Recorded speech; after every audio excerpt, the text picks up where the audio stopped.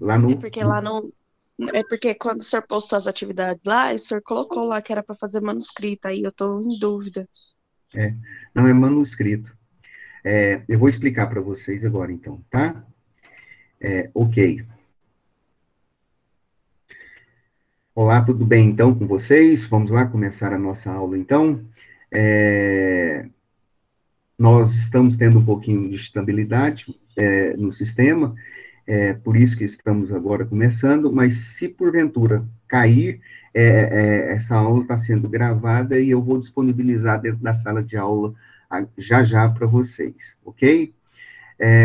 A primeira coisa que eu quero avisar a todos, e os representantes de classe que estão aqui, principalmente, e eu gostaria que replicassem para na classe, é que ainda eu recebi uma notificação ontem do Moodle, do AVA, e infelizmente tem algumas pessoas que nunca acessaram o sistema. Até assistem as nossas aulas aqui, a gente marca presença e tudo, mas não acessaram o sistema. Eu estou com 14 alunos aqui desta classe que não acessaram o sistema. É importantíssimo que vocês acessem esse sistema, tá, gente? E, importante. Ali marca toda a nossa presença, não só a presença aqui na sala de aula, assistindo essas aulas aqui, mas lá também marca o tempo que vocês gastam acessando o material, baixando o material, tendo acesso na sala de aula, enfim. Então, é muito importante que vocês tenham esse contato e assistam as nossas aulas também, de forma síncrona, ok? Então, eu gostaria, esse é o primeiro chamado. Gente, nós vamos ter, então, a prova nossa, que acontecerá daqui a uns dias, o professor Marcelo, essa semana, já deve soltar o calendário, avisando das datas das provas. A nossa prova valerá 70 pontos, tá? 70 pontos, e nós teremos 30 pontos de atividades. Como nós estamos trabalhando aí a primeira vez, e eu sei que outros professores marcaram alguns trabalhos para vocês, e para não congestionar muito, eu só marquei um único trabalho, eu não marquei outros trabalhos para vocês. Esse trabalho está postado na sala de aula de vocês, tá bom? Professor, Se você... Sim, a pode questão é o falar. seguinte, eu gostaria de pedir para o senhor, como já falei com a Loise, como já falei com o professor Emerson, a questão do tempo, para quem tem só um aparelho para fazer a pesquisa para responder às provas. Eu acho pouco, porque se ali a gente não conseguir dentro daquele prazo, tchau e bênção. Então, gostaria de estar pedindo aí que o senhor e os demais falassem com o Marcelo para aumentar esse tempo, porque aí fica melhor para a gente responder mais tranquilo a prova.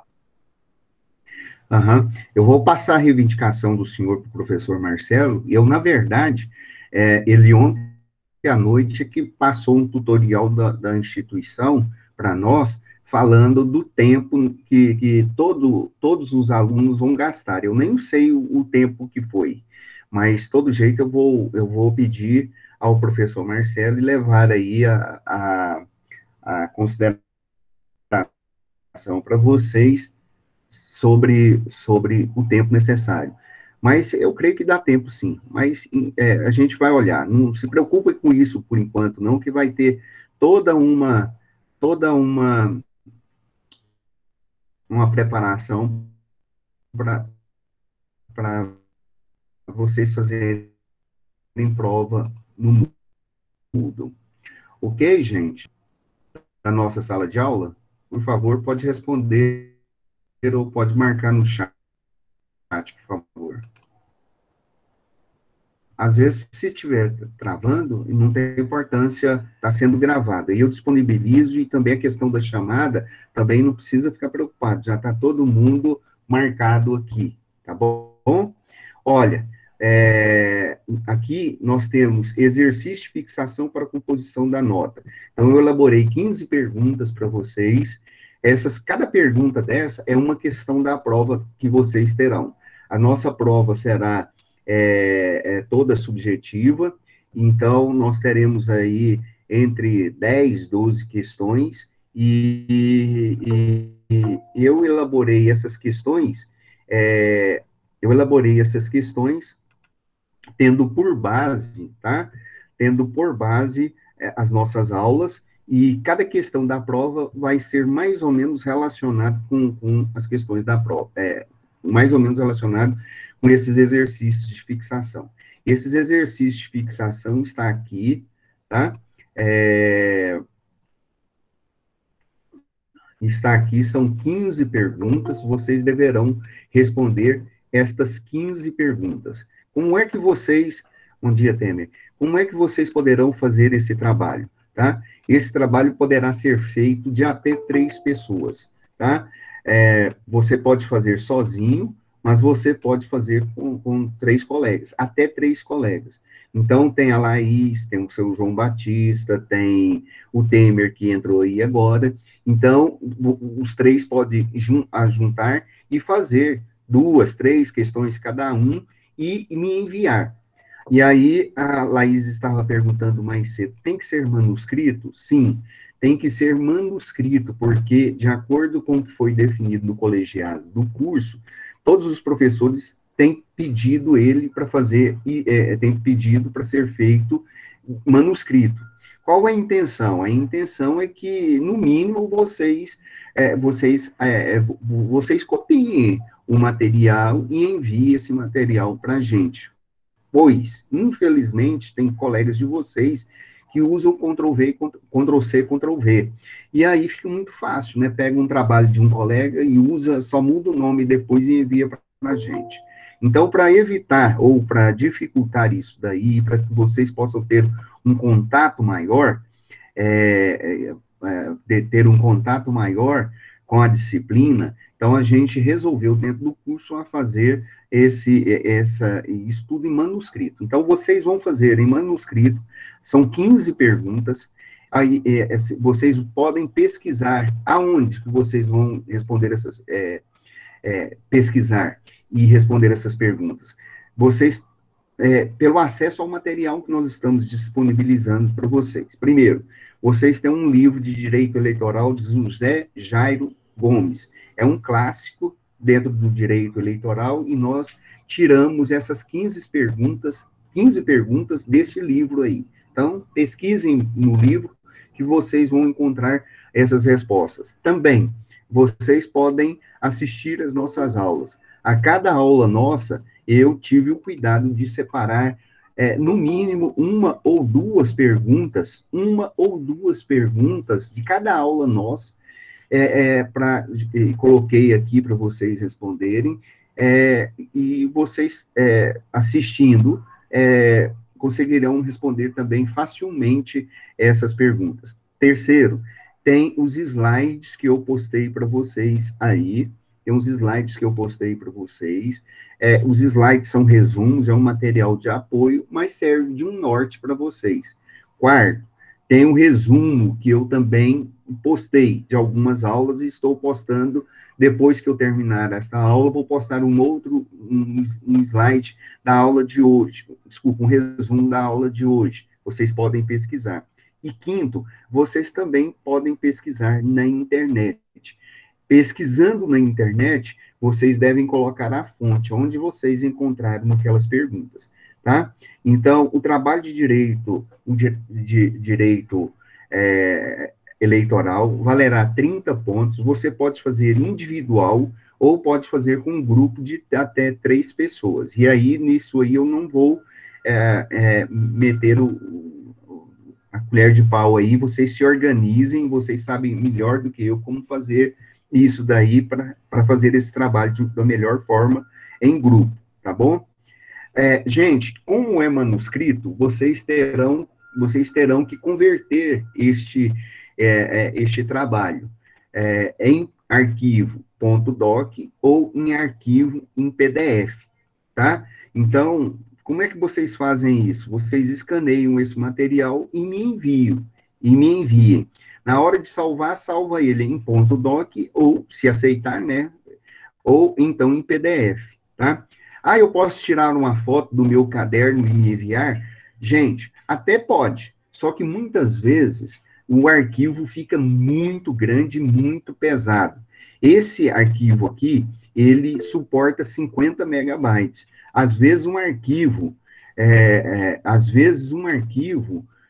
em JPEG fica muito pesado, ok? E ficando pesado, às vezes você envia para mim, mas eu não recebo, ele fica armazenado. Então, tomem cuidado com isso, tá bom? Aqui, ó, item 8, trabalho deverá ser manuscrito e convertido em arquivo.doc ou PDF. Nunca em JPEG, justamente por causa deste problema. E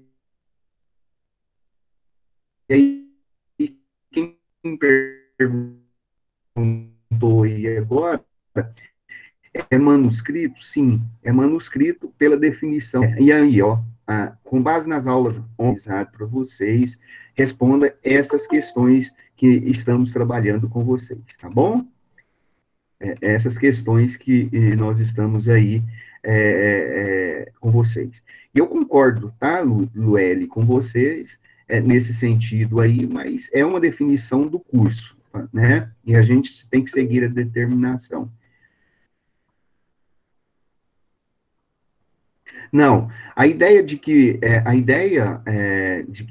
você, Deis, quando faz um trabalho escrito, tem outras finalidades. Não é para saber se você fez o Ctrl+C e Ctrl+V. Não é questão disso, porque a gente corrige o trabalho, né? Então, a gente faz a leitura, e você tem um contato, e escrevendo, você tem um contato, você faz a leitura, você faz... fixa a memória, e o objetivo deste trabalho, além de compor a nota para a primeira VA, é vocês também estudarem já para a prova, tá bom? E na medida que você escreve, fixa mais isso na cabeça. Por isso que foi o objetivo do colegiado, do curso, ao definir isso daí, tá bom? Beleza. Então, um detalhe, deixa eu mostrar para vocês. Feito o trabalho, tem essa setinha, tá bom? Azul. Lembra aqui, ó, tá? Na hora que vocês fizerem o trabalho, tem essa setinha azul. E aqui está escrito, salvou o material, vocês poderão arrastar e soltar os arquivos aqui. Ou seja, copiar e colar. Ou arrastar para cá. E aí ele vai ser enviado. Aqui embaixo vocês escrevam para mim assim, salvar ou enviar, ok? Outra coisa que vocês deverão prestar atenção é a data, tá bom? Vocês têm até o dia 14 de outubro, à meia-noite, para me enviar esse trabalho. Fora disso, vocês enviarão e eu não receberei. Automaticamente, esse sistema aqui já dá nota para vocês. Então, quando vocês enviarem um trabalho para mim, este trabalho, ele ficará registrado, e a partir do dia 14 a gente vai corrigindo este trabalho aí com vocês, tá bom? Como se escaneia? Você pode baixar um aplicativo, Hudson, né? CanScan, por exemplo, tem vários. Tira a foto e na hora que salvar, ele te pergunta, justamente, o Alisson, ele te pergunta qual arquivo que você quer. Aí você coloca em PDF ou .doc.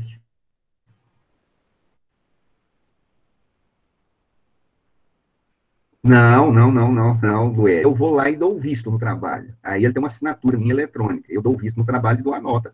Não é assim, não. Vou mandar vocês fazerem trabalho de espécie nenhuma, só para fazerem, sem corrigir de jeito nenhum. Ontem, eu corrigi um trabalho de 30 questões e o rapaz pensou que eu não estava corrigindo o trabalho.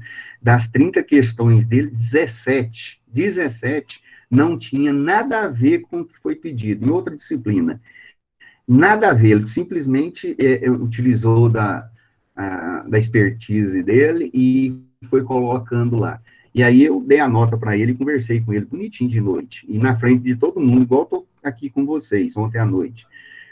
E aí você imagina a vergonha dele, né?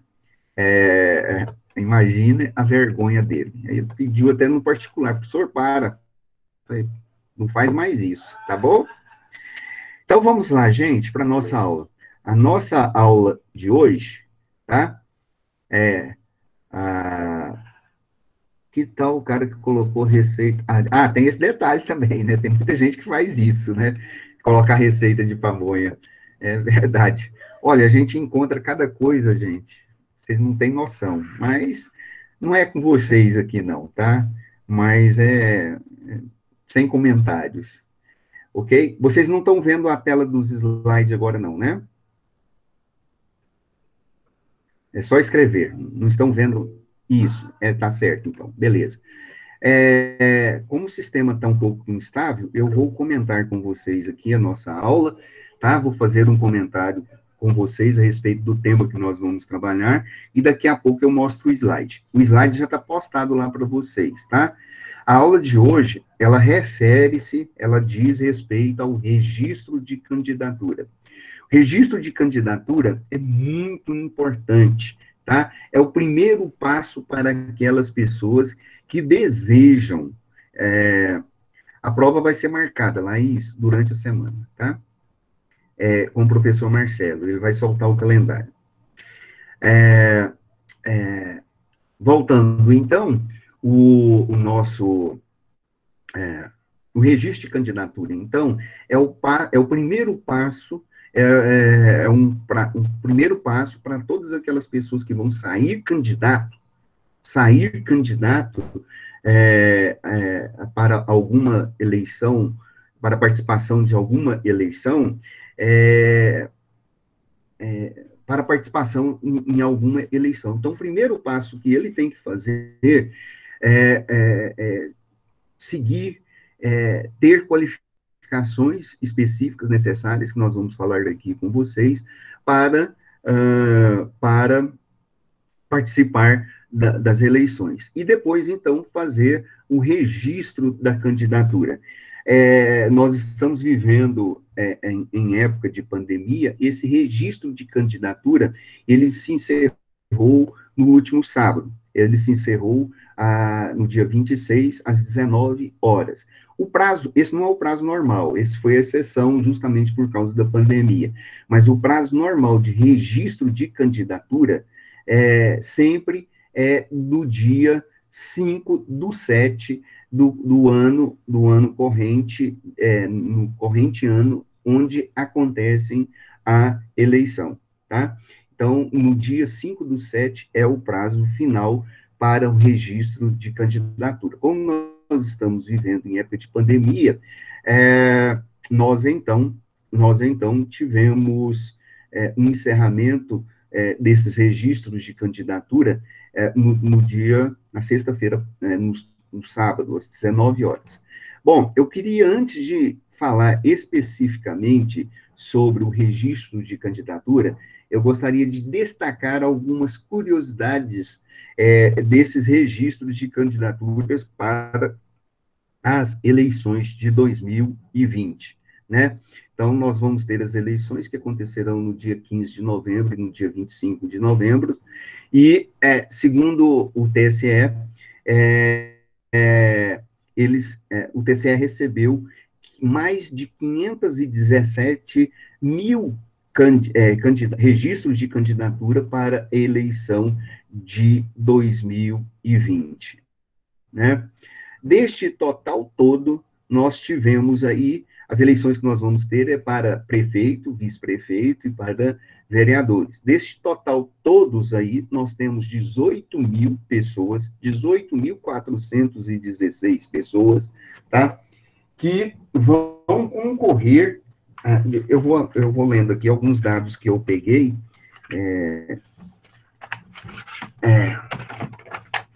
Destes, nós vamos ter 18.416 pessoas que vão concorrer ao cargo de prefeito no Brasil todo. Isso significa que 3,89 das pessoas que vão sair candidatos serão candidatos a prefeitos, 18 mil pessoas, né? Outra coisa que nós vamos conversar com vocês falar com vocês sobre esses registros de candidaturas é que no Brasil todo nós temos aí 480.934 pessoas que vão concorrer no Brasil a candidatos de vereador. Se nós pensarmos que nós temos 5.000 candidatos, nós vamos ter aí um número bem grande de candidatos a vereador por cada cidade, quando a gente faz essa divisão aí. Mas o fato é, 480 mil pessoas, 480.934 pessoas vão sair candidatos, tá? Gente, uma outra coisa interessante é que nesses registros de candidatura que nós tivemos, tá? Nesses registros de candidaturas que nós tivemos para essa eleição, nós tivemos um acréscimo aí de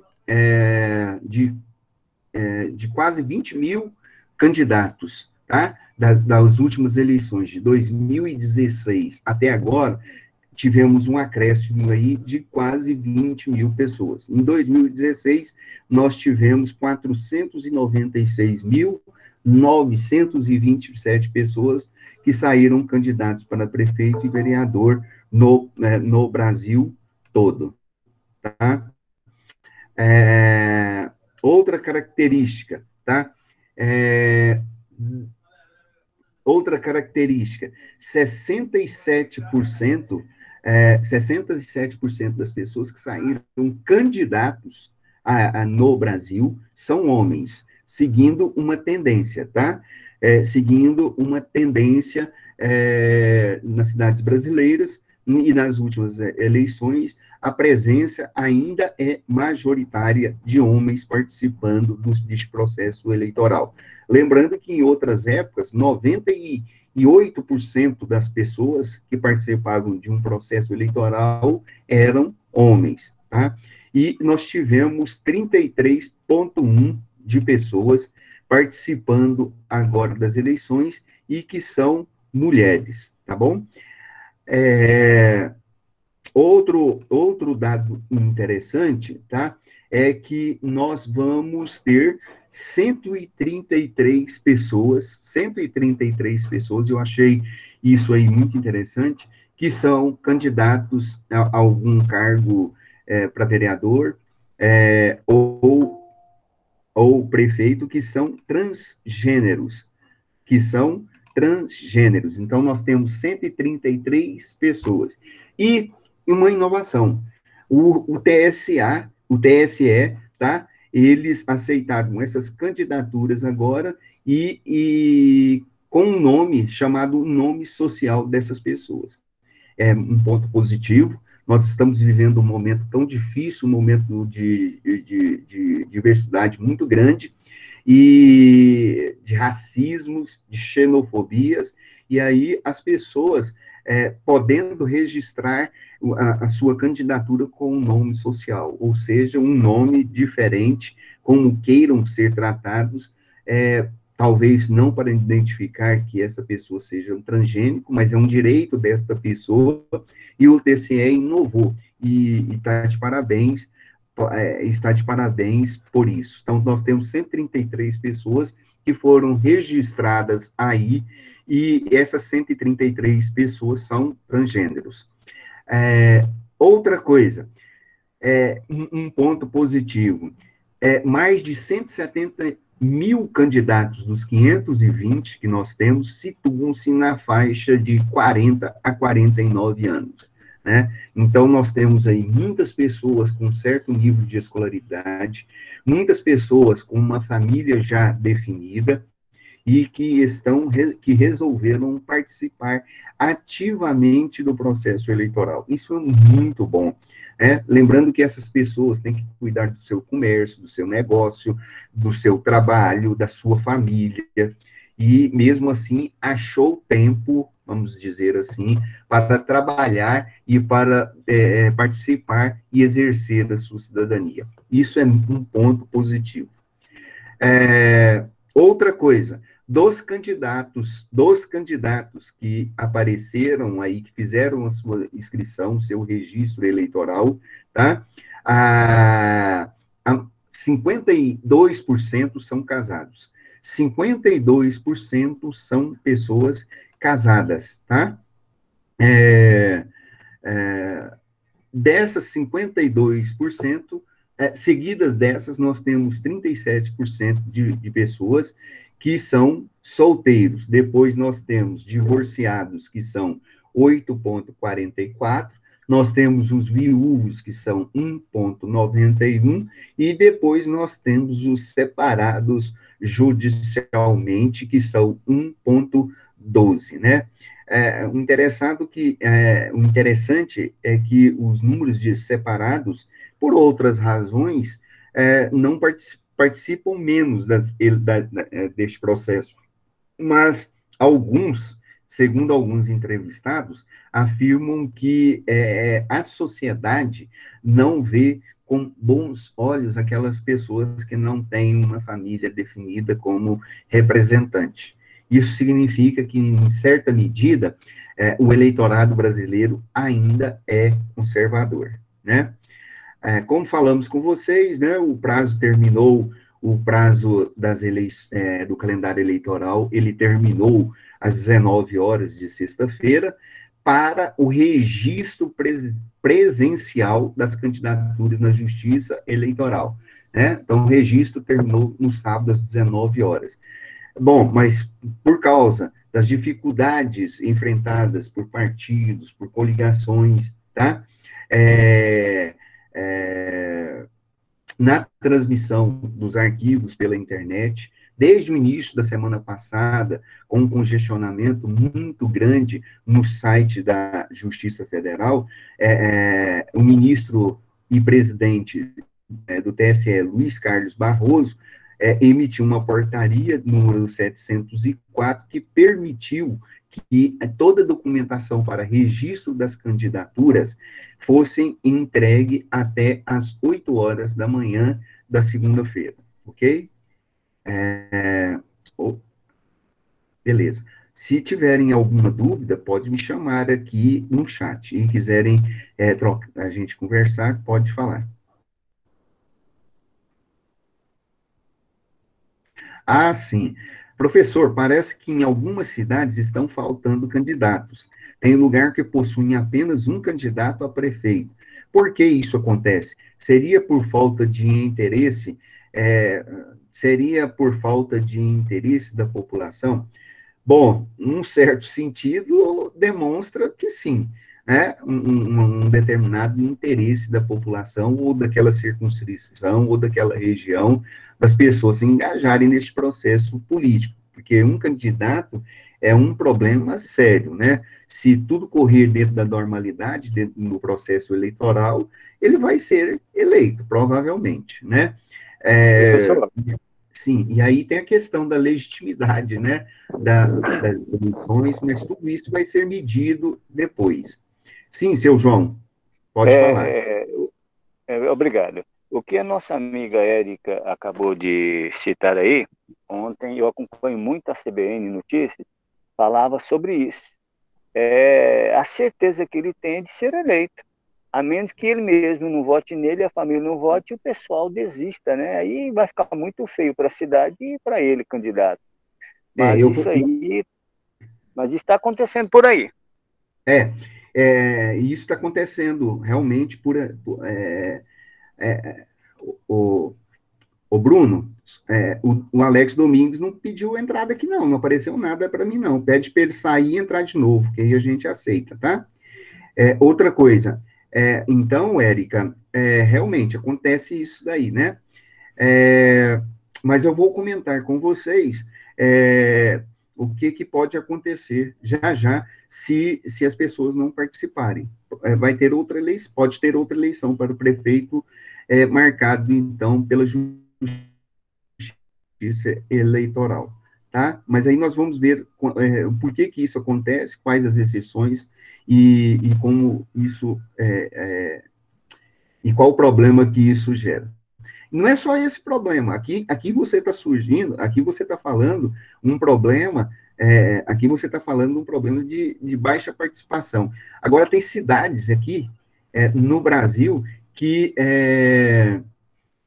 tem mais candidatos, inclusive, tá? Nós vamos trazer isso para vocês, mais candidatos, inclusive, do que eleitores. É incrível isso, né?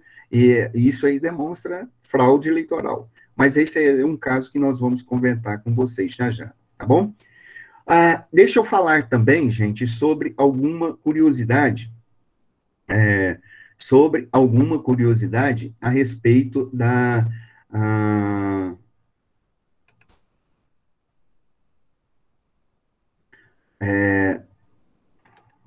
a respeito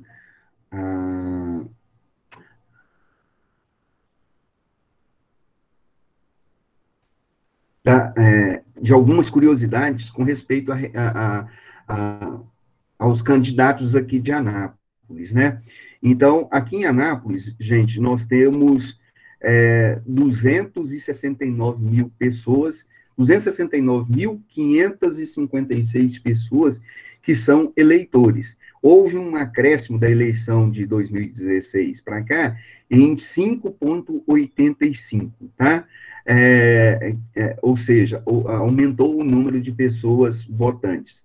Também aumentou o número de pessoas, de votantes facultativos. Este número aumentou. Nós vamos falar aí com vocês, né? Vamos falar do perfil de alguns desses candidatos aqui, rapidinho para vocês, tá? Quando nós falamos para vocês que nós temos aí 269 mil candidatos, dá um minuto aqui, deixa eu ver se eu acho um dado aqui.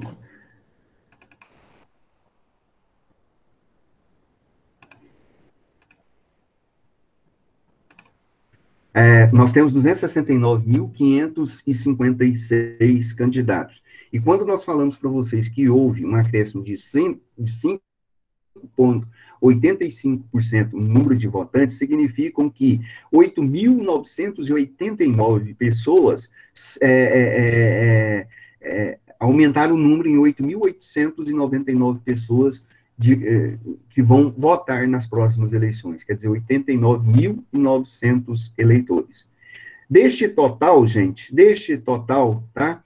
Vejam bem, 126.386 são homens, são pessoas do sexo masculino, e 143.175, ou seja, 53% das pessoas aqui em Anápolis são do sexo feminino, né? Então, isso aqui é uma tendência que vem acontecendo nas últimas eleições aqui em Anápolis. Então, a participação ativa da eleitora anapolina tem sido crescente, principalmente das eleições de 2010 para cá. Observem a vocês que eu falei há pouco instante que, segundo o TSE, 66% dos candidatos no Brasil todo são homens. E aqui em Anápolis é 46%. Então, vocês vejam que a participação feminina neste processo é muito bom, é positivo. Muito bom, não. O ideal que seria, na minha cabeça, na minha opinião, igual, né? Mais ou menos com a mesma paridade para ambos os sexos. Mas, mesmo assim, já é acima da média nacional. Isso é ponto positivo para as mulheres. Não fica com inveja, não, seu João Batista. Isso é ponto positivo para as mulheres. Além do mais, as mulheres que estão aqui, tá, gente?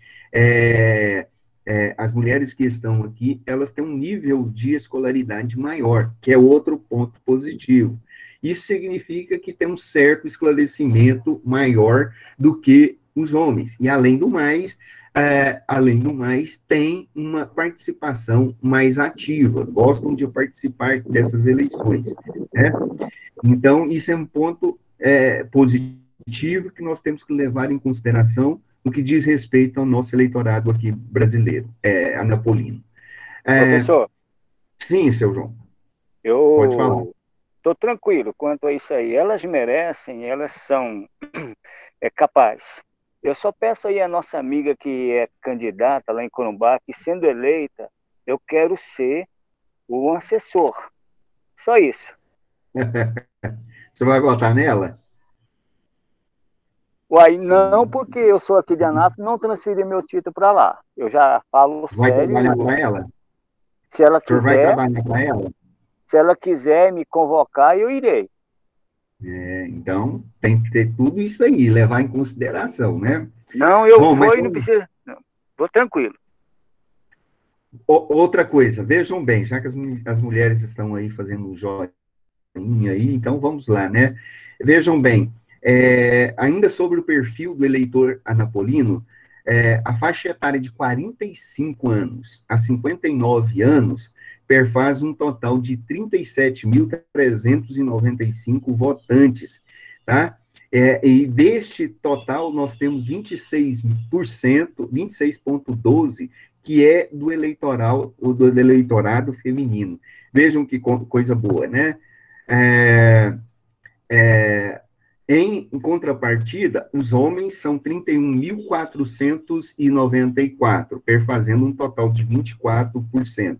Então, vejam que a participação é menor nesta faixa etária. E isso é um dado interessante, porque demonstra que a mulher, que muitos falam que só fica dentro de casa assistindo novela e cuidando da casa, na verdade, elas estão, o contrário, muito mais atentas e prestando muita atenção no movimento político e participam. Eu estou falando isso do nosso perfil aqui de Anápolis, né? São algumas considerações que a gente pode levantar. Uma hora dessa a gente vai fazer discussões sobre essas situações todas. E aí, voltando a dizer para vocês, né?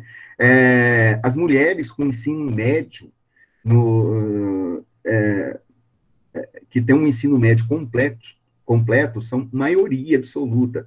Dos nossos eleitores, 45.343 candidatos, ou seja, 32%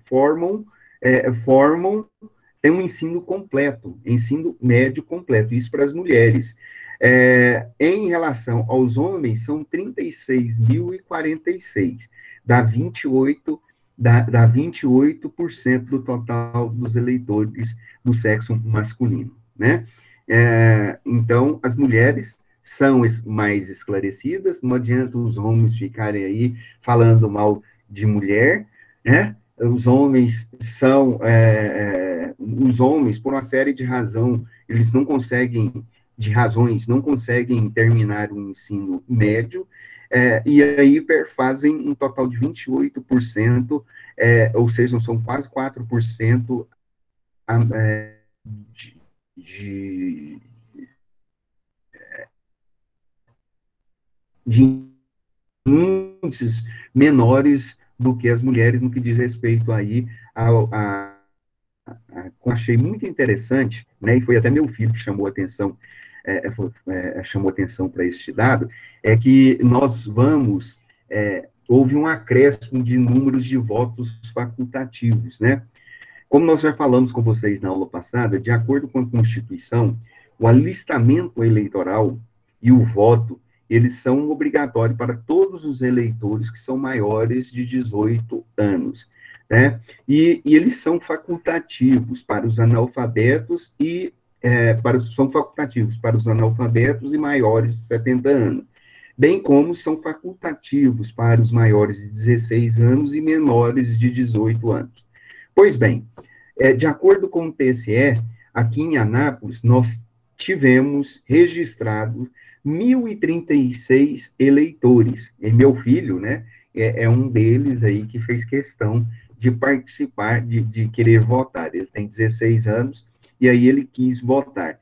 E aí, desses 1.036, nós temos 528 pessoas que são do sexo feminino e 508 que são do sexo masculino, né?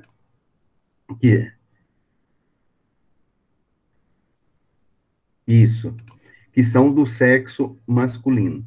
É, ok? Outro ponto ainda a se ressaltar sobre o voto facultativo é que nas faixas de etárias de 70 a 79 anos e acima de 79 anos, o número de eleitores aqui em Anápolis, quer dizer, que fazem parte deste grupo de votos facultativos, é de 20.626, sendo que 11.645 pessoas, tá? 645 pessoas são do sexo feminino e 8.981 são do sexo masculino. E aqui tem um outro dado, né? Tem um jornal da cidade que perguntou para eles, para essas pessoas com faixas etárias acima de 70 anos, se eles querem participar das eleições. E fez uma relação das outras eleições, da eleição de 2016. Bom, a maioria ainda quer participar das eleições, mas houve um aumento do número de eleitores que não deverão votar este ano. E o motivo principal é justamente essa questão da pandemia, é a questão das aglomerações, e como eles são grupos vulneráveis, grupos de riscos, muitos deles aí não estão dispostos a participarem das eleições. Nada mais compreensível, né? Já cumpriram o seu papel, mas mesmo assim ainda tem um grupo bom, razoável de pessoas que quer participar dessas eleições e que vai votar. As pessoas que falaram que afirmaram na entrevista para esse jornal, afirmam que as zonas eleitorais dos quais eles fazem parte são muito cheias, né? E mesmo tendo antecipado o horário em 1 hora para essas pessoas votarem, ainda vai ter uma certa dificuldade. Então, alguns vão esperar na época, no dia, para saber se vão ou não participar. Na verdade, eles são exemplos, ou sempre foram exemplos para nós, né?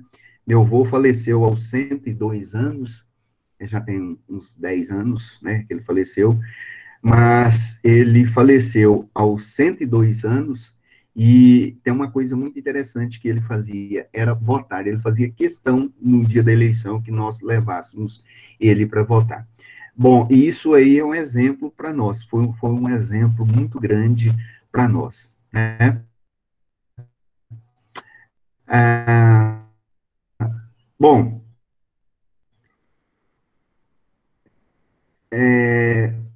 temos aqui em Anápolis 3.962 pessoas que se declaram analfabetos. Vejam, gente, nós temos aqui uma cidade que é referencial dentro do Estado nas instituições de ensino. Só faculdade nós temos 5. Só faculdades aqui em Anápolis nós temos, instituições de ensino superior nós temos 5. Faculdade de Direito nós temos 4, tem uma que talvez abra 5 também. Nós temos muitos cursos aí, nós temos aí na rede pública municipal bons colégios, que são referências. Nós temos aí aqui em Anápolis, né, colégios na rede estadual, que são referências, escolas militares. Nessa pandemia, as escolas estaduais do estado de Goiás, que estão tendo aulas virtuais, estão ranqueadas entre as melhores do Brasil. Quer dizer, então, nós somos um polo educacional, mas mesmo assim, nós temos quase 4.000 pessoas, tá? Nós temos quase 4.000 pessoas. É um índice muito alto, eu acho, de pessoas que ainda são analfabetas. Dessas, 2.318 são do sexo feminino, tá? E 1.644 pessoas são do sexo masculino. Esses votantes facultativos, né, são 25.624 eleitores, ok? Isso é um número significativo, é um número alto, né? perfaz aí quase que 10% do nosso eleitorado. E outro, eles vão participar ativamente. Isso é ponto positivo para todos nós, tá? Um outro dado que eu achei muito interessante, e que foi divulgado, é que nós temos, das pessoas que registraram candidaturas ao TSE, nós temos aqui em Anápolis, tá? 26.052 pessoas que estão registradas nos partidos políticos. Eu achei um número muito bom, uma boa representatividade de um grupo de eleitores, de uma parcela boa, razoável, participando deste processo eleitoral. Muito bom. 26.052, né? Segundo alguns dados, e aí vem outra coisa que eu achei interessante também, é que nós temos aí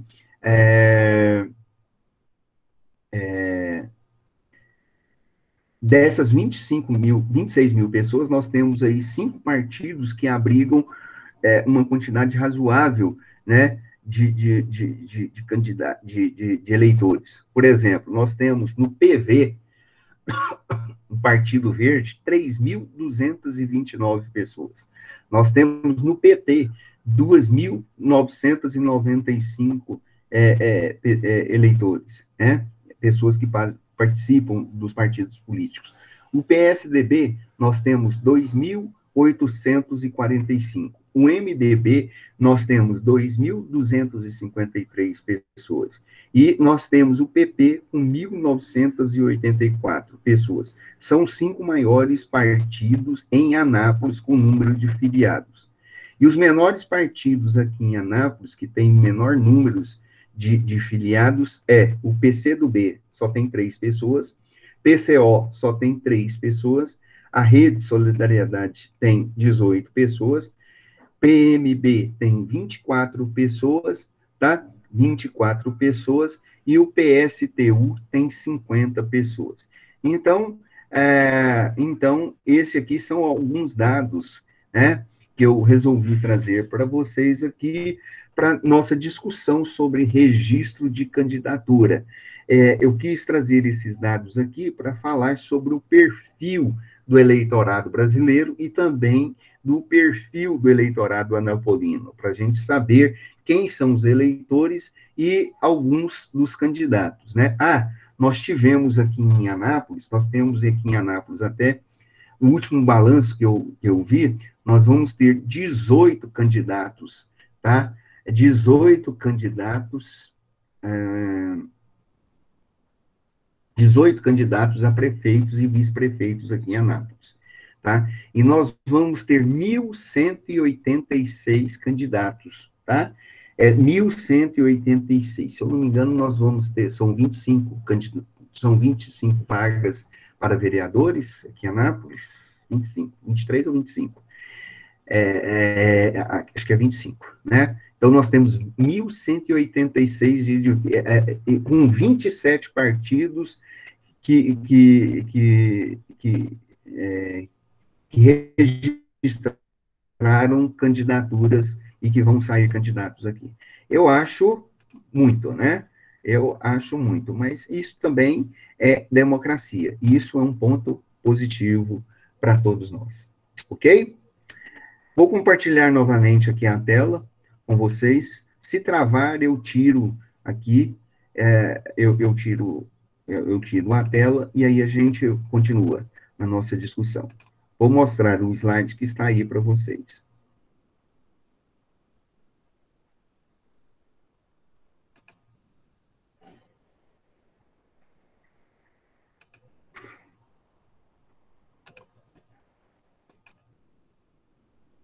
Opa, não é esse slide aqui não, deixa eu pegar o outro aqui.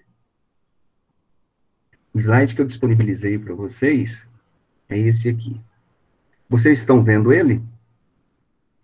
Escrevam aí no chat, por favor. Sim? Não? Este slide.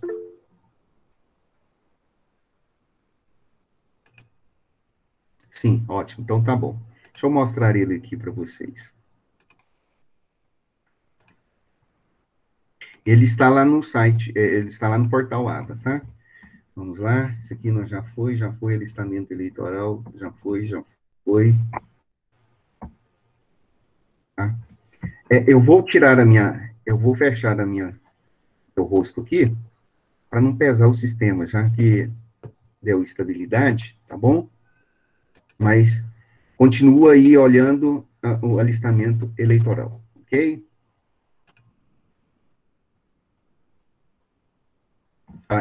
Registro de candidaturas. Beleza, tá? Gente, o registro de candidaturas é uma das mais importantes fases, tá? Das eleições. É uma das mais importantes fases, né? É aonde o sujeito, é aonde a pessoa pode então, se tornar uma pessoa apta a participar de maneira ativa deste processo eleitoral, tá? Então, é muito importante, é uma fase muitíssimo importante, porque para um candidato ser registrado, ele tem que cumprir vários pré-requisitos, ele tem que cumprir vários pré-requisitos de elegibilidade e também de inelegibilidade. E depois do registro de candidatura, ainda poderá ocorrer depois de averiguada alguma situação de ineligibilidade, o registro de candidatos, da candidatura ser indeferida. Tá? Mas é um procedimento muito importante, é uma das fases mais importantes deste processo, de um processo eleitoral. É neste momento, tá, em que os partidos políticos e as coligações partidárias solicitam à justiça o registro das pessoas que concorrerão aos cargos eletivos. E aí, só para vocês terem uma consciência da importância disso daí, basta dizer que praticamente a finalidade das eleições está direcionada aos candidatos. Por quê? Porque os eleitores vão às urnas escolher esses candidatos que estarão aptos a exercer um mandato eletivo. Tá? Então, o registro de candidatura diz respeito não só a um registro simples, comum, onde a pessoa vai se tornar apto para concorrer a um processo eleitoral, mas o registro de candidatura também envolve outros assuntos relevantes para a matéria do direito eleitoral. Tá? Por quê? Porque no que diz respeito ao registro dos candidatos, que está relacionados à questão da quantidade de candidatos que poderão ser registrados por cada partido, também está relacionado à possibilidade de partidos indicarem pessoas para as vagas que serão remanescentes e não preenchidos dentro do prazo. Talvez aí já tenha até uma resposta para nós aqui, daquilo que a Érica perguntou mais cedo, né? Quantas pessoas podem sair candidatos? Existe um número razoável de pessoas que vão sair candidatos a determinada eleição para determinada cidade, etc. Então, são os partidos políticos que podem, então, indicar essas pessoas para as vagas remanescentes. Também diz respeito à maneira de proceder-se diante de substituições de candidatos, tá? Se um candidato fica doente, fica impossibilitado de prosseguir na campanha eleitoral, se ele vem a falecer, então, nesses registros de candidatura que cada partido, então, ele deverá providenciar as substituições necessárias, providenciará o controle e a fiscalização desses candidatos para participar nesse processo eleitoral, tá? Também pelo registro de candidaturas, você mede o percentual mínimo das vagas que são reservadas que são reservadas para cada sexo na participação do processo eleitoral. Ok? Bom, um fato, e aqui nós vamos colocar aqui já para vocês, né? Nesse slide, está escrito aqui, só se admite o registro de do candidato para um cargo e para uma única circunscrição, tá? Bom, primeiramente, no registro de candidatos, é necessário nós esclarecermos para vocês que são os partidos políticos e as coligações partidárias que podem registrar as pessoas. As pessoas só podem registrar-se e sair candidatos se forem através do partido político ou das coligações políticas, das coligações partidárias, tá bom? O sujeito, ele, em regra, não pode registrar uma candidatura independente ou avulsa. Ele tem que registrar por meio de um determinado partido político. Ele não pode fazer este registro, tá? Em regra, tá? Agora, cada candidato só pode concorrer a um cargo, tá? A um cargo em uma única circunscrição. Então, digamos que o seu João Batista quer ser candidato.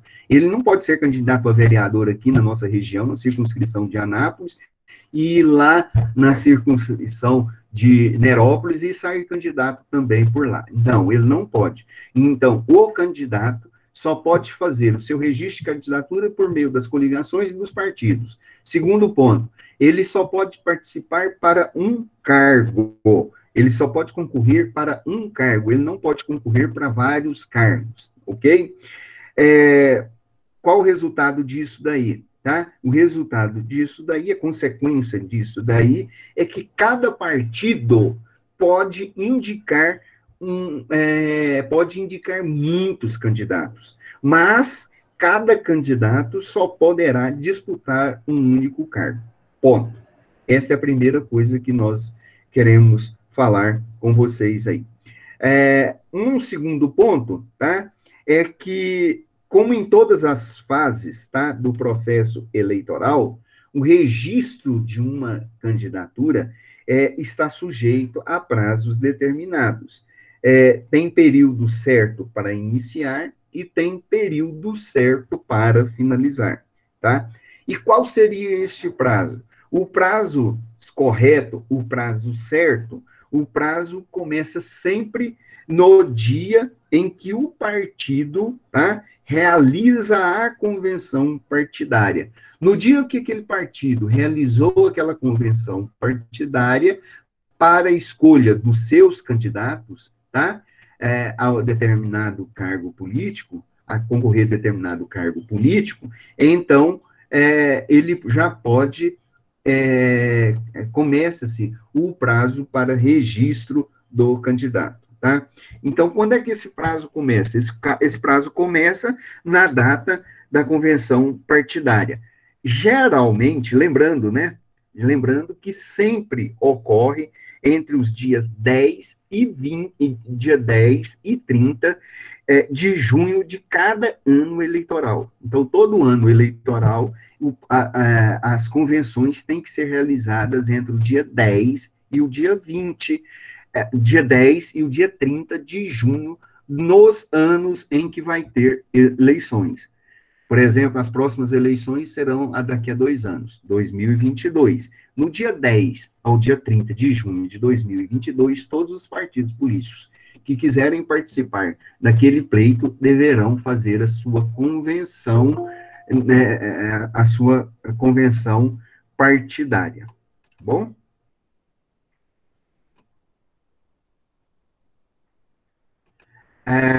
Bom, mas esse ano aconteceu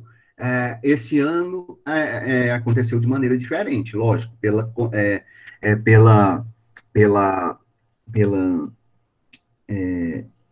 por esse problema da Covid, as convenções partidárias aconteceram no mês agora de setembro, né? Mas isso é exceção. Bom, então deve sempre ocorrer do dia 10 ao dia 30 do ano eleitoral. Bom, neste contexto, né, é possível que algum partido faça a convenção logo no início do prazo. Já está definido quem são os candidatos, quem vai ser candidato a prefeito, quem vai ser o vice-prefeito, candidatos que vão sair, que vai concorrer à vereança. Então, pode fazer isso no início, mas tem partidos políticos que preferem deixar para os últimos dias. Então, tem uma diferença de 20 dias. Então, o registro de candidatura depende sempre da convenção partidária. Bom, agora, ao contrário da data de início, que não tem um prazo, fixo, a data do término do registro da candidatura, ele tem um dia específico para finalizar esses registros. Geralmente, é sempre no dia 5 de julho do ano da eleição. No dia 5 de julho do ano da eleição. É neste dia, sempre, que a Justiça Eleitoral, tá, encerra o recebimento dos pedidos de registro de candidatura que deverão ser apresentados pelos partidos políticos, né? Então, como nós estamos vivendo um regime de exceção por causa do Covid, o registro das candidaturas foram recebidas na segunda-feira, às 8 horas da manhã. Provavelmente o último dia será lá para sexta-feira, ou no mais tardar, sábado, né? Mas isso é exceção, ok? Isto aí é exceção. Tá tudo bem, Priscila.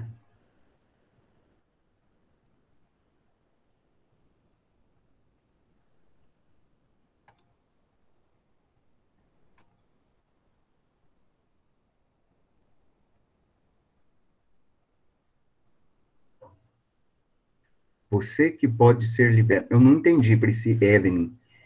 Você que pode ser liberado da votação online? Eu não entendi a pergunta. Depois repete ela para mim, por favor, tá? Voltando no slide. Bom, veja aqui. O registro de candidatos a cargos eletivos devem ser feitos pelos partidos políticos ou pelas convenções, tá? Ou, pelas coligações partidárias. Tem exceção? Sim, tem exceção. Veja, no artigo 11 da Lei 9.504/97, no parágrafo 4º, que trata que é a lei das eleições, diz: na hipótese de um partido ou coligação não requerer o registro de seus candidatos, estes poderão fazê-lo perante a Justiça Eleitoral, observando o prazo máximo de 48 horas seguintes à publicação da lista dos candidatos pela Justiça Eleitoral. Então, vejam bem, foi feita a publicação na segunda-feira, digamos que à tarde. Foi feita a publicação. Você, para surpresa, que é candidato, mandou o partido político, pediu o partido político para registrar a sua candidatura, e o seu nome não foi habilitado pela Justiça Federal, houve algum problema, você pode correr munido de todos os seus documentos e, dentro de 48 horas, providenciar o seu registro de candidatura. Então, em regra, tá? O candidato, ele é escolhido pela convenção partidária. E, depois de escolhido pela convenção partidária, ele tem o direito de ter o seu nome indicado no momento do pedido dos registros de candidatura à Justiça Eleitoral. Este pedido de registro é feito pelos partidos políticos e pelas coligações, dentro do prazo estipulado pela lei. Mas, né? Mas, às vezes, né, um determinado partido, de maneira injustificada, não registra dentro de um prazo um candidato, esqueceu, né? Tem uma relia política com determinado candidato, principalmente no que diz respeito ao cacique, ao dono, entre aspas, do partido político, né? Aquele que comanda o partido político e registra, resolve não registrar, dá prosseguimento do registro do candidato. Enfim, os motivos podem ser vários. Ele pode correr dentro de um prazo específico e fazer isso, tá? Ele pode fazer. Por que isso? Isso aí é uma medida, tá? Que objetiva, acima de tudo, resguardar o futuro candidato das eventuais falhas ou arbitrariedades cometidas, né? Pelo partido político, tá? Ou por aquelas pessoas que não querem que aquele sujeito saia candidato, tá bom?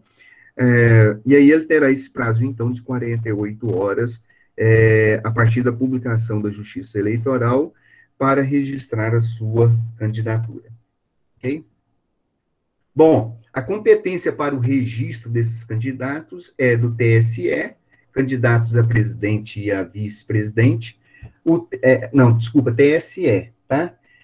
Para os candidatos a governador e vice-governador, senador e deputados federais e estaduais, a competência é do Tribunal Regional Eleitoral, e os juízes eleitorais são responsáveis pelo registro dos candidatos a vereador, prefeitos e vice-prefeitos e juiz de paz. Gostaria só de lembrar a vocês que somente pode participar das eleições o partido que tenha o seu estatuto registrado no TSE, até um ano antes das eleições. E, até a data da convenção, o órgão de direção, ou seja, o diretor, o diretório, devidamente registrado na circunscrição que se realizar a eleição. Então, é o seguinte, um partido político, ele quer... se funda um partido político, e se fundou-se um partido político no início do ano, ele não poderia participar desta eleição. Por quê? Porque o partido teria menos de um ano de fundação. Então, a condição básica, o partido tem que ter, no mínimo, um ano. Vejam bem, o presidente Bolsonaro, ele está sem partido político. Ele tentou fundar um partido aí desde o ano passado, Aliança Brasil.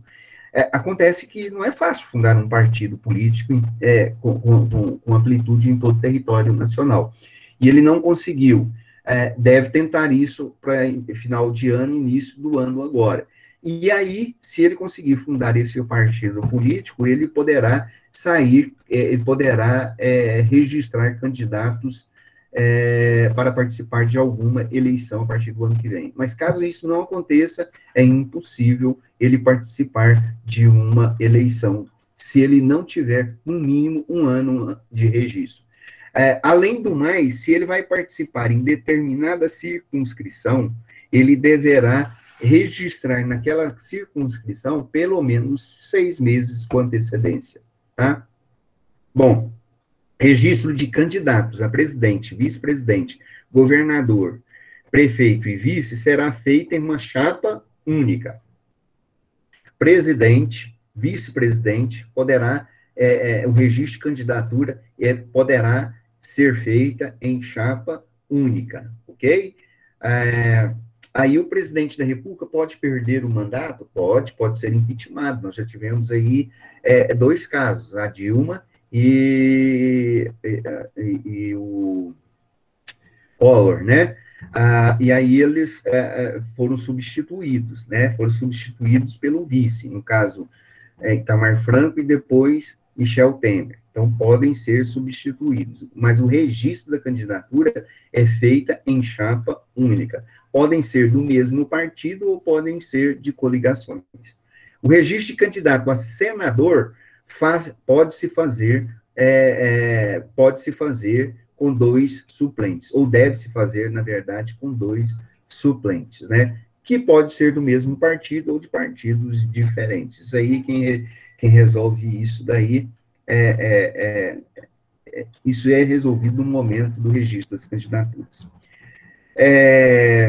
Bom, a Lei das Eleições, 9.504, não tem a previsão, né? Não há uma previsão para o registro de candidatos a suplente de deputados. No artigo 45, no inciso 1º, diz o seguinte, que o número total de deputados, bem como a representação por Estado e pelo Distrito Federal, é estabelecido por lei complementar, proporcionalmente à população, procedendo-se aos ajustes necessários no ano anterior às eleições, para que nenhuma daquelas unidades da federação tenha menos, prestem atenção, nenhuma unidade da federação tenha menos de 8 deputados ou mais de 70 deputados. Então, isso será definido pelo número proporcional da população daquele estado. Lembrando a vocês que um número mínimo definido na Constituição para representatividade de cada estado é um número de 4 deputados federais. E isso é o número mínimo exigido na Constituição. Isso não se aplica mais aqui no Brasil, devido ao número proporcional de aumento da população tá bom? Então, de acordo com esse número proporcional, nós temos aí um número mínimo hoje de 8, ok? Está aqui colocado aqui, tá? Outro ponto que tem que ser chamado a atenção aqui para vocês é que no artigo 45, né, da Constituição Federal, e de acordo com a Lei Complementar de 78/93, diz que o número de deputados federais tem que ser de 513 representantes, ou seja, o número proporcional nos estados do Distrito Federal para deputados federais não pode ultrapassar a 513 representantes. O número proporcional estabelecido seguirá o padrão proporcional ao número da população, no Brasil, de acordo com o Instituto IBGE, né? Instituto Brasileiro de Geografia e Estatística, tá bom? E aí, o que nós já falamos para vocês, cada território federal será representado por, no mínimo, 4 deputados federais. Olha, bom, outro ponto interessante, o número de deputados estaduais é sempre maior do que o de deputado federal, tá? O número de deputados federais é um número maior do que os deputados federais. Isso está escrito no artigo 27. O número de deputados à Assembleia Legislativa corresponderá a 3 vezes, ou seja, corresponderá ao triplo da representação do Estado na Câmara dos Deputados, atingindo o número de 36 pessoas, de 36 representantes. Será acrescida tantos quantos forem os números acima de 12. Observem bem, o número é 3 vezes mais, tá? O número de deputados federais, atingindo um número de 36, tá? Então, o número mínimo para deputados federais é de 36, tá? Ele tem que ser um número 36, é um número mínimo, mas ele poderá ser acrescido? Sim, ele poderá ser acrescido tantas vezes quanto se for necessário, até chegar até acima de 12. E aqui, nos slides posteriores, tem aqui a leitura de como é feito esses cálculos. não é importante para nós aqui no estudo agora, no momento, a gente discutir como são feitos esses cálculos. Mas se vocês quiserem saber como funciona e como se dá esse cálculo, nos slides aqui, basta vocês fazerem uma leitura específica disso daí, tá bom? Está aqui mostrando para vocês como é que é feito este cálculo, né? Então, só vou ler rapidamente esse slide aqui, e aí depois vocês dão um prosseguimento e leiam isso aí em casa, ou em outra hora que vocês estiverem assistindo esta videoaula, né? Nós devemos esclarecer, então, o seguinte, voltando novamente a enfatizar aqui para vocês. Cada estado, ele possui, tá? Se cada estado possuir até 12 deputados federais, aí o cálculo é simples. Quantos deputados estaduais ele deverá ter? 36. Como é que eu busco esse cálculo? Eu multiplicando 12 vezes 3, que é o número de 36, já que na Constituição determina que o número mínimo para deputados estaduais é 36. Então, 12, né? Veja bem, mas e se o número de candidatos a deputados federais for menor, for 8, né? Então, um exemplo, Sergipe possui 8 deputados federais. Então, 8 vezes 3 dá 24. Eu pegando os 24 e diminuindo por 36, faltaria 12. Então, do número 24, tá? Deveria ser acrescentado mais 12, daria um total de 36, ok? Veja o caso do Espírito Santo, possui 10 deputados federais. Então, o número será sempre multiplicado por 3. 10 vezes 3, 30. 30. Faltaria 6. Então, 30 menos 6, 36 menos 6 é igual a 6. Então, deveria ser acrescentado aí, no caso, mais 6 deputados para fazer este total. Tá? E aqui tem os outros casos. Tem o caso do Estado de Goiás, tem um caso aqui do Estado de Goiás, nós temos o caso de São Paulo, que é o maior dos estados, tá? Então, que é o maior dos estados, que tem um número de 94 candidatos. Leiam, por favor, para vocês entenderem como é que são feitos estes cálculos, tá? Bom, uma coisa interessante a se observar, tá? Uma coisa interessante a se observar é com respeito à quantidade, tá? A quantidade de candidatos, tá? Quantos candidatos um partido político poderá registrar? Quantos candidatos? Veja, definido o número de vagas disponível em cada circunscrição para vereador, por exemplo, neste caso da nossa eleição agora, para vereador, então, os partidos políticos poderão registrar até 150 pessoas, até 150% das vagas. Então, vamos pensar o seguinte, em Anápolis, nós temos 25 cadeiras para vereador, na Câmara Municipal. Quantas vagas eu posso, então, quantas vagas cada partido pode indicar? Veja bem, 50% de 25, você multiplica 25 vezes 150. Vai dar quanto? 12. Então, daria 37,5, né? Como não tem ninguém que vive só com metade, então, o que a gente faz? Um partido poderia indicar para candidatos a vereador, para concorrer a candidatos a vereador aqui em Anápolis, 35 pessoas a concorrer um único cargo, tá? Então, um partido político seco, sem coligação nenhuma, ele poderia indicar até 150% das vagas. E se tivesse coligação, se juntasse com 2 partidos, aí poderia ser 300%? Não, aí seria até o dobro, tá? Então, se nós temos 25, ele poderia indicar até 50 pessoas para participar, tá?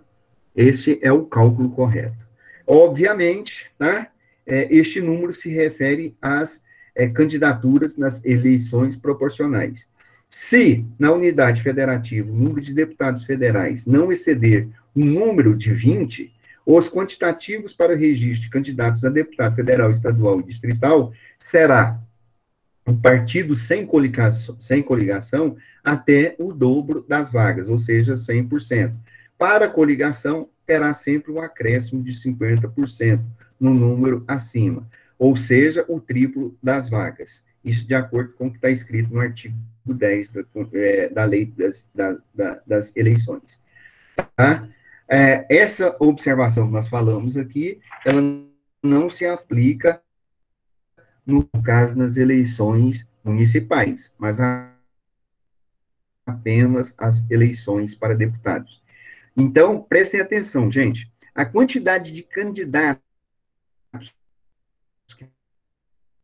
positivos é estipulada com base no número de lugares a serem preenchidos em cada cargo. A regra geral é, cada partido pode registrar até 150 um número de vagas abertas, tá? Caso uma eleição em que tenha sido aberto, então, 30 vagas, cada partido poderá registrar 45 candidatos, ou seja, para aquele cargo, tá bom? Mas pode ocorrer de um partido disputar uma eleição com outra coligação. Neste caso, independentemente do número do partido político, independentemente, tá? O partido político deverá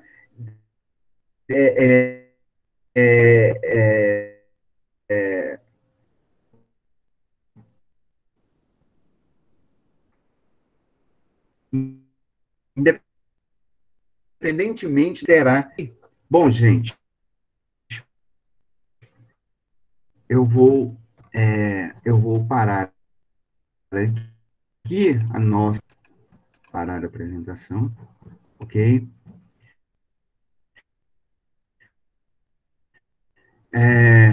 Sim, está travando um pouco, então é isso, é porque eu parei aqui agora. Bom, então nós vamos ficar por aqui hoje. Tá bom? É interessante, então, que vocês observem e leiam uma aula Iron Gomes. É interessante, tem muitas particularidades, muitas especificidades. É bom vocês estudarem lá, tá? E façam o trabalho. Podem fazer sozinho ou podem fazer de 3 pessoas. Lembrando que o prazo máximo está lá delimitado, tá bom? Podem fazer, lembrando que vocês têm que me mandar em arquivo.doc ou PDF. Se tirar a fotinha e me enviar, às vezes o arquivo fica grande, e aí eu não consigo receber. Irei corrigir o trabalho e as notas já sairão automaticamente, junto com a nota da prova de vocês, tá? E o trabalho, já fez, Priscila, né?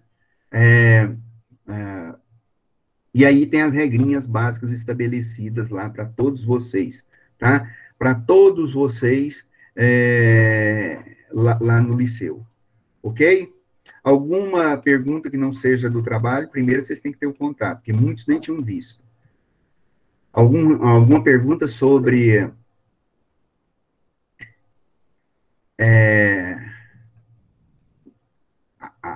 alguma coisa? Beleza.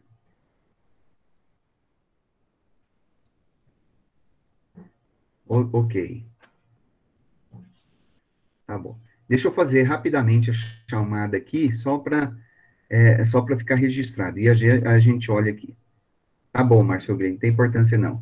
Responda e vai colocando aí, rapidinho. Alex, Alexandre, Alex, Júnior, Alexandre, Ana Calorini, Ana Laura, Bruno, Camila, Camille, Deise, Dileia, Elisânia, Érica, Evelyn, Fabrício, Fernanda, Gabriela Lima, Hudson, seu João Batista, Jennifer, Jordana, José Júnior, Juliana, Caroline, Luele, Maicon, Maísa, Márcia Vidal, Márcio Gley, Marco Antônio, Marcos Alexandre, Micael, Natanael, Patrick Neves, Priscila, já falo com você, Rafaela, Raquel, Suelen, Tassiana, Temer, William, Vitória Caroline,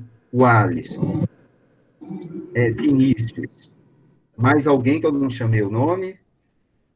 Bruno, falei, já coloquei, Bruno. Vinícius, beleza. Gabriela, falei, ótimo. Então, beleza, gente. Então, muito obrigado. Qualquer coisa, você pode me chamar. Manda uma mensagem também lá pelo e-mail no Portal Ava, que a gente está aberto toda hora, todo instante nós estamos lá no Ava. Tá bom? Muito obrigado. Bom final de semana, boa semana para vocês e até a próxima, ok? Interrompendo a gravação.